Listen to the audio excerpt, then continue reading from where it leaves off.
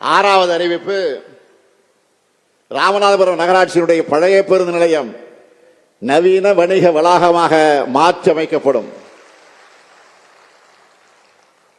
ஏழாவது அறிவிப்பு, ராமநாதபுரம் அரசு மகளிர் கல்லூரியில் வசதிகளை மேம்படுத்தி புதிய பாடப்பிரிவுகளை தொடங்கும் வகையில் 10 கோடி ரூபாய் செலவிடும் புதிய கூடுதல் வகுப்பறை கட்டடங்கள் கட்டப்படும்.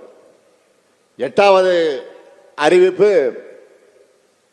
கீழக்கரை நகராட்சிக்கு 3 கோடி ரூபாய் மதிப்பீட்டில் புதிய அலுவலக கட்டடமும் 1.5 கோடி ரூபாய் மதிப்பீட்டில் நவீன மீன் அங்காடியும் கட்டப்படும். 9வது அறிவிப்பு, கமுதை பகுதி விவசாயிகளுடைய நலன் கருதி 1 கோடி ரூபாய் மதிப்பீட்டில் 100 மெட்ரிக் டன் கொள்ளளவு கொண்ட குளிர்பதன கிடங்கு அமைக்கப்படும். இந்த 9 அறிவிப்புகளும் விரைவில் செயல்பாட்டுக்கு வரும். ராமநாதபுரம் மாவட்டத்துக்கு வந்துட்டு மீனவ நண்பர்கள் பற்றி பேசாம இருக்க முடியுமா? காரணம், அந்த அளவுக்கு மீனவர்கள் நிறைந்து வாழக்கூடிய மாவட்டம் இந்த மாவட்டம். கடலோர மாநிலமான தமிழ்நாட்டில் ஆண்டுக்கு பல்லாயிரம் கோடி ரூபாய் வர்த்தகம் நடக்கிற தொழிலா மீன்வள தொழில் இருக்கு. அதுல 25 விழுக்காடு இந்த ராமநாதபுரம் மாவட்டத்தில் மட்டுமே நடக்குது. கடந்த 2023 ஆண்டு ஆகஸ்ட் மாசத்துல ராமேஸ்வரத்தில் நடைபெற்ற மீனவர் மாநாட்டில் கலந்துகிட்டு நான் பேசினேன். அப்பொழுது சொன்னேன், மீனவர்கள் நலனுக்காக மொத்தம் 10 அறிவிப்புகள் வெளியிட்டிருந்தேன். அந்த 10 அறிவிப்புகளுமே நடைமுறைப்படுத்தப்பட்டிருக்குன்னு மகிழ்ச்சியோடு நான் இங்கே பதிவு செய்கிறேன். இன்னும் சொல்ல போனா, அறிவிப்புல குறிப்பிட்டதை விடவும் அதிகமாகவே செயல்படுத்திக்கிட்டு இருக்கிறோம். அதை நான் பெருமையோடு இங்கே பதிவு செய்கிறேன். எடுத்துக்காட்டுக்கு 45,000 பேருக்கு மீன்பிடி தொழிலுக்கான கூட்டுறவு கடன் வழங்கப்படும் அறிவிச்சிருந்தேன். ஆனா இன்று வர மொத்தம் 81,588 மீனவர்களுக்கு 687 கோடி ரூபாய் கூட்டுறவு கடன் வழங்கப்பட்டிருக்கு. சொன்னதை செய்வது மட்டுமல்ல, சொன்னதை தாண்டியும் நன்மை செய்யும் ஆட்சி இந்த ஆட்சி. அதேபோல் கடுமையான உழைப்புக்கு புகழ்பெற்ற நம்ம ராமநாதபுரம் மீனவர்கள் கோரிக்கை ஏற்று நீங்க கேட்ட இடங்கள் எல்லாம் மீன் இறங்கு தளங்கள், கூடுதல் கட்டமைப்பு வசதிகள், தூண்டில் வளைவு போன்ற வசதிகளை ஏற்படுத்தி கொண்டிருக்கிறோம். மேலும் மீன்பிடி தடைக்கால நிவாரண தொகை 8,000 உயர்வு, மானிய டீசல் அளவு உயர்வு, வீட்டுமனை பட்டான எல்லாமே செஞ்சு கொடுக்கிறோம். நாம இவ்வளவு பண்ணி கொடுத்தாலும் நம்ம மீனவர்களுக்கு இருக்கக்கூடிய மிகப்பெரிய பிரச்சனை என்ன? இலங்கை கடற்படையால் ஏற்படுகிற தாக்குதல்.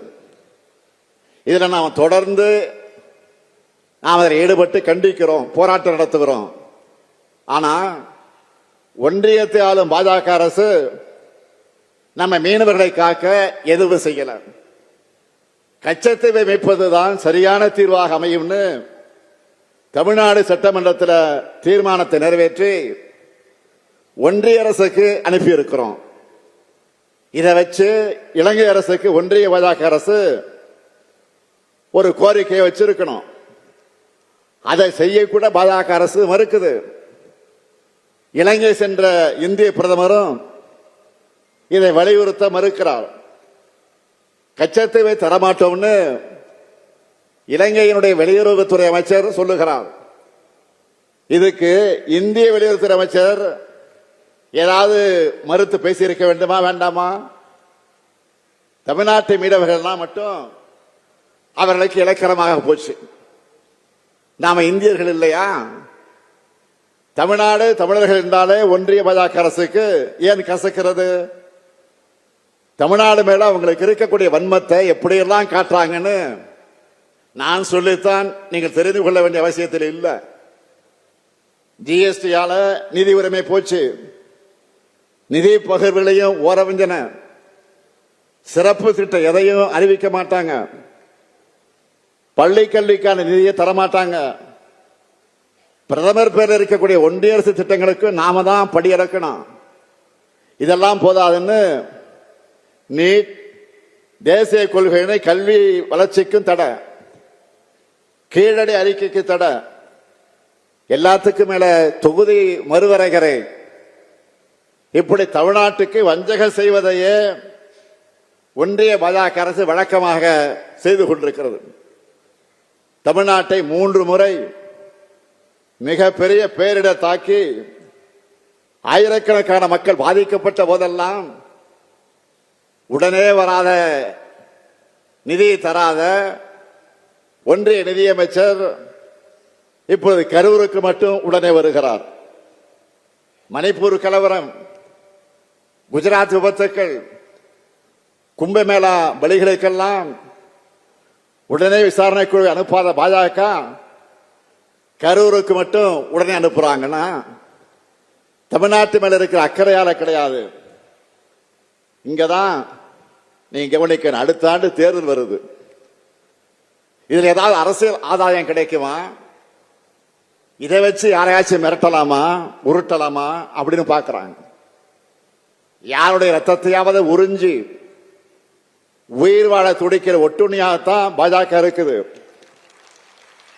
மாநில நலன்களை புறக்கணிச்சு, மாநில உரிமைகளை பறிச்சு, இன்னும் சொல்லணும்னா மாநிலங்களே இருக்கக்கூடாது என்ற எண்ணத்தோடு செயல்படுகிற ஒன்றிய பாஜக கூட எதிர்கட்சியாக இருக்கக்கூடிய அதிமுகவும் கூட்டணி வச்சுக்கிட்டு அடிமை சாசனம் எழுதி கொடுத்த தலையாட்டி பொம்மையா இருக்காங்க.